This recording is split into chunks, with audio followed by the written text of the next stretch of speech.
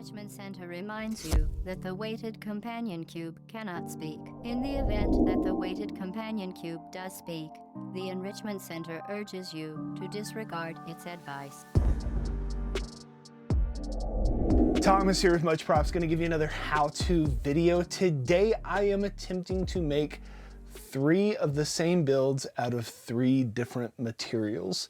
Now, one of my goals of 2025 is to step outside of my comfort zone and try and make things either out of materials that I'm unfamiliar with, or to possibly try new methods or processes that could potentially add to the tool chest of knowledge that I barely have scratched the surface on.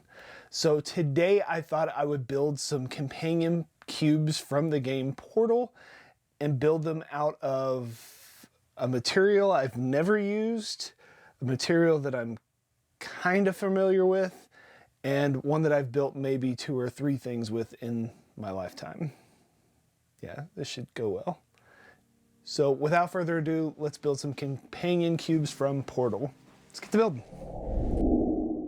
So I've been given a few fuse bead keychains or magnets from students and my niece and nephew over the past couple of years. They come in different sizes, colors, and are produced by tons of companies. They go by many names like Perler, Hama, Nabi, Thermal Beads, Iron Beads, Melting Beads, Beados, or what the box that I have says, Fuse Beads. There are tons of patterns and peripherals out there that you can purchase for this craft, and I bought 2 of these massive boxes on sale around Christmas time for about 20 bucks each. The basic concept is to put these beads in the pegboard, iron both sides with an ironing sheet over the top of them, and then your plastic masterpiece is done. Being my first time using this craft material, I decided to try and make a simple companion cube from the video game series Portal. It's a box with a heart on it, so nothing really complicated. I'm sure you could probably find patterns somewhere for these, but I'm just gonna kind of figure it out as I go. I knew the edges needed to be interlocked so I could make it 3-dimensional. Guessing at their orientation, I got generally the shape I wanted to. I'm gonna start with the base box and add details on top in layers.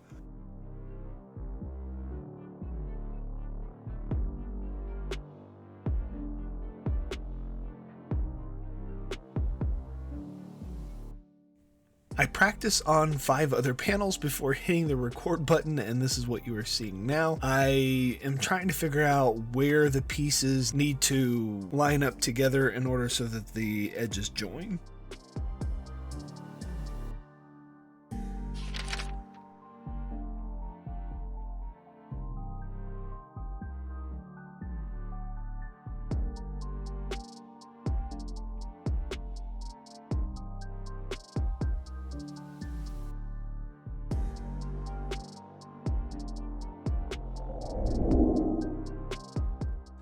Each of the steps is basically the same as the previous clip, except this time I'm making the corners and the side overlays. It took me a couple of tries to get the shapes just right that I needed, so if you want to go off of mine, just pause at the beginning of each clip to see the bead layouts. Most places that I looked for temp settings on the iron, it says it should be at about medium. Mine has no words on it, just 3 sets of dots with some lines in between each, so I'm guessing the 2 dot is appropriate. I push down for just a few seconds until I see the beads start to melt, and then I move on to another section.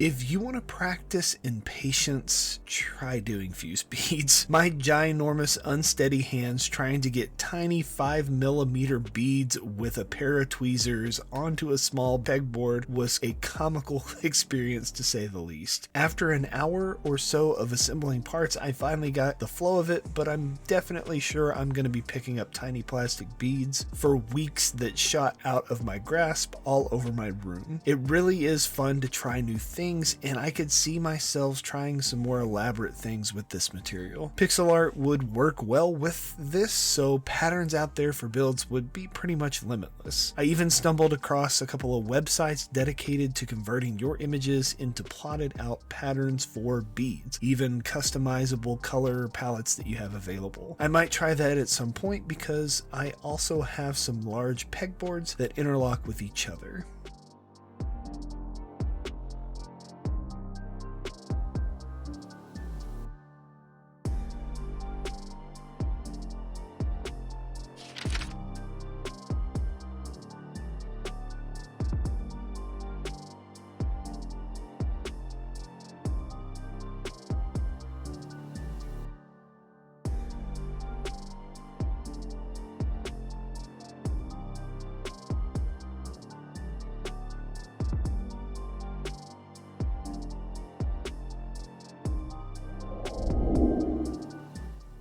I'm sure you could probably heat these up with a heat gun or a blowtorch and not need to use any glue, but I wanted to play it a little safer and give myself a fraction bit more time in working to position these things where I needed them. By gluing these corners and edge pieces, it's probably helping to lock in the base cubes also. So I have 8 corner assemblies, 12 of those small middle edge pieces, and 6 circles with hearts on them to apply. I glob on a bit of hot glue and push them into place. In total, my 3" by 3" by 3" companion cube totals 1,492 beads. It's kind of a surprising amount for such a small object. If you know of any channels or places where I could get some more pointers on how to do this better, please let me know, because it's definitely something I would enjoy trying more of.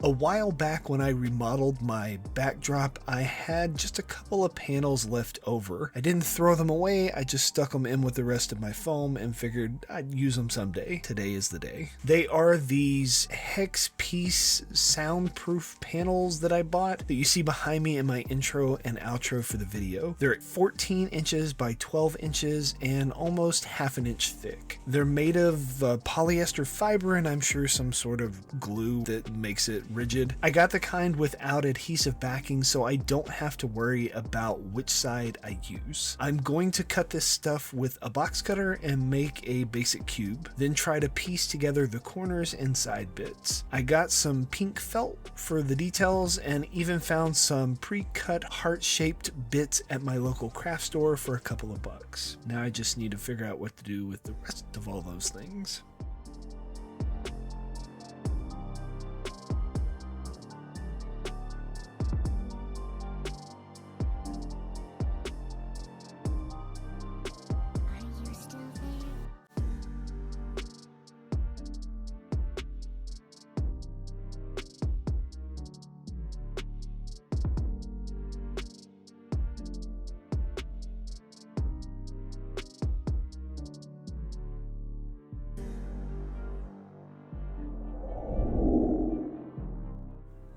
To make sure that the cube was supported more than just on the edges, I glued in little pegs to each side. I don't know that it's necessary due to the thickness, but it definitely made it quicker work to line the panels up with each other as I hot glued the stuff on. I started with a 3" by 3" measurement, but did not take into account the thickness of the material. So you'll see me make an adjustment for the ends, and I cut one to fit the outside edge, whereas the other side fits the inside edge of the square. This isn't a problem as I'm just piecing it together as I go, but it will be an inch bigger in each direction than the fuse bead build.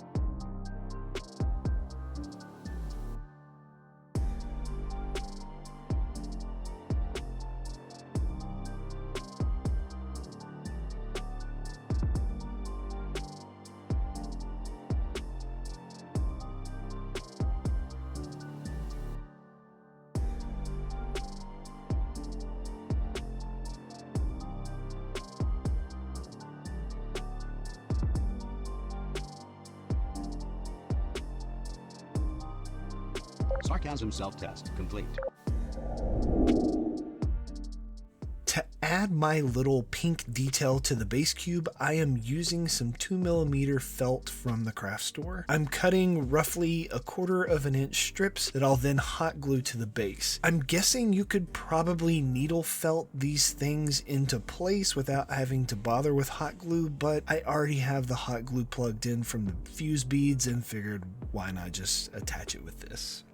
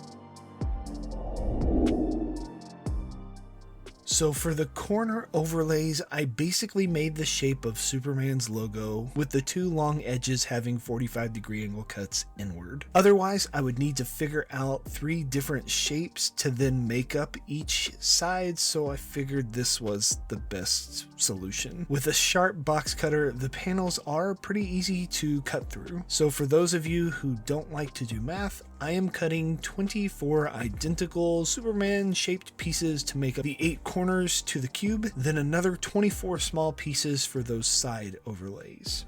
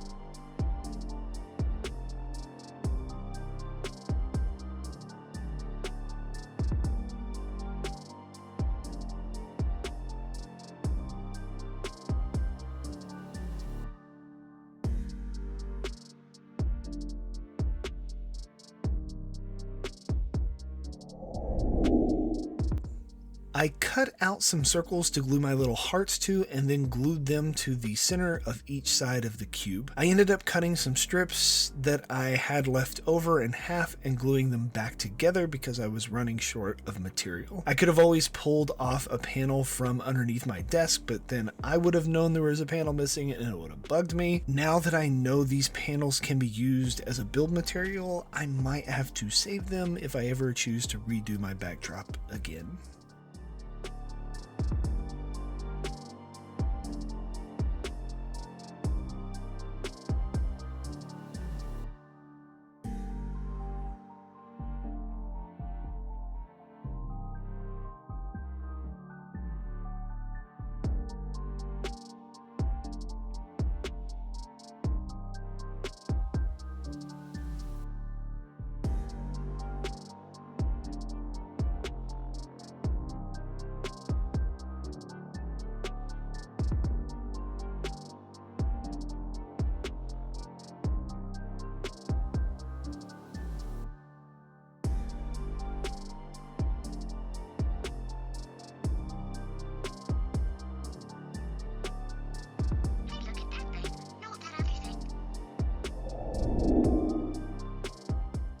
Last but certainly not least is the trusty, tried and true old styrofoam board. You know, the support panels that you probably use to hold up that diorama or example that you made for elementary science fair projects. I've had this bit tucked on the side of my video editing desk for probably 8 years now. Basically, the process for this material is almost identical to the sound panels. The main difference is it is a lot thinner and less sturdy. This is also the only material that I built with that I'll have to paint. It was kind of nice not having to prime and paint every single one of the builds. Once again, I cut out 3 inches by 3 inch panels to make my cube. To limit the amount of exposed foam, I cut the sides of the squares at 45-degree angles inward. That way you'll mostly see the paper outside and not the styrofoam insides.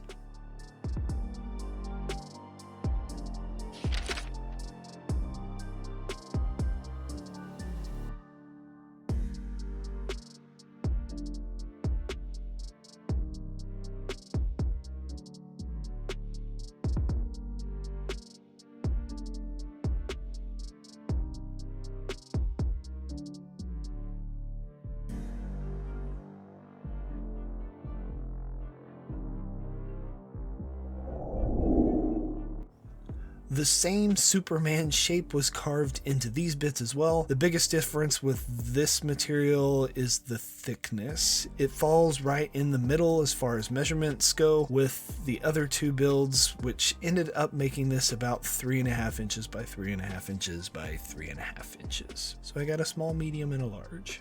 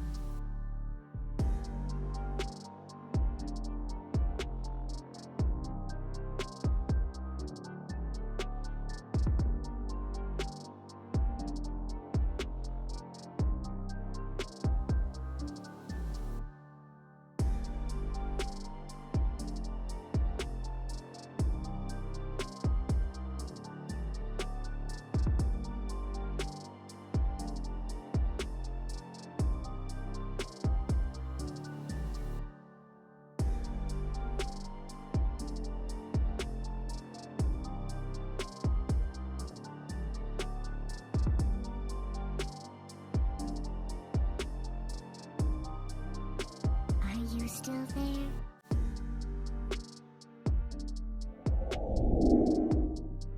I went ahead and painted all the parts before I started assembling them together, and I was able to cover most of it with Posca pens. I didn't have the darker gray, so I had to hand brush on some regular acrylic for the base box, but other than that, I used just the paint pens. I was pleasantly surprised at how well the styrofoam edges took the paint, making them less noticeable that there was raw styrofoam there.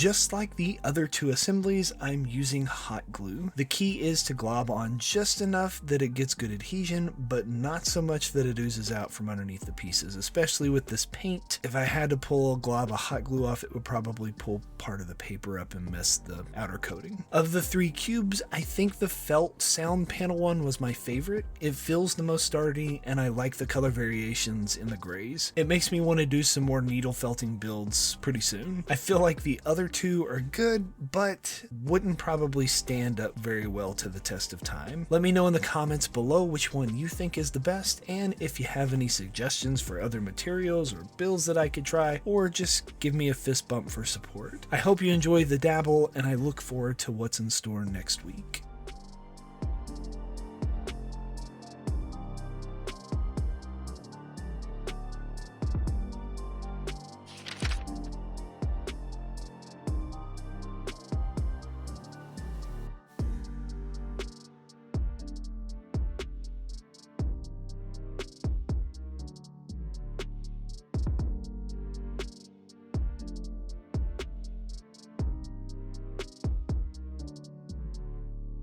The Enrichment Center reminds you that the weighted companion cube will never threaten to stab you and, in fact, cannot speak.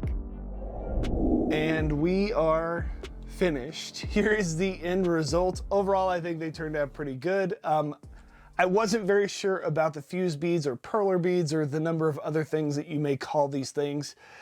There's definitely a learning curve to how to use them, and I kind of had some mixed results as I was trying to build this thing.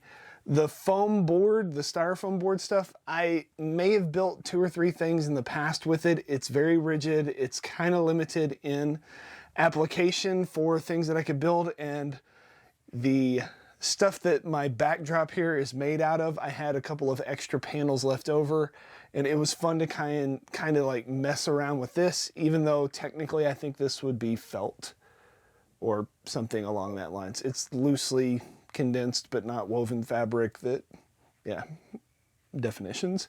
Maybe you will try and make one of these yourselves and impress your friends with your ability to use a material that you're not comfortable with, step outside of your comfort zone, and hopefully make something epic.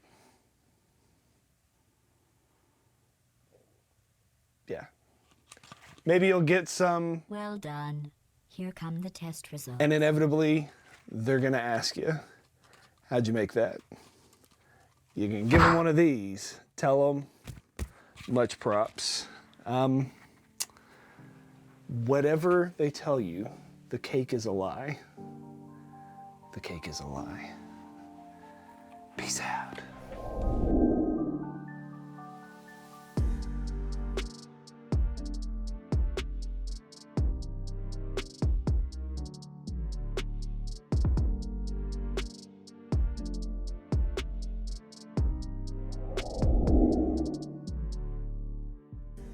If you enjoy what I do here on YouTube and want to see more builds like this one, please consider joining these awesome people listed here with me over on my Patreon to build a bigger, better, more creative community together.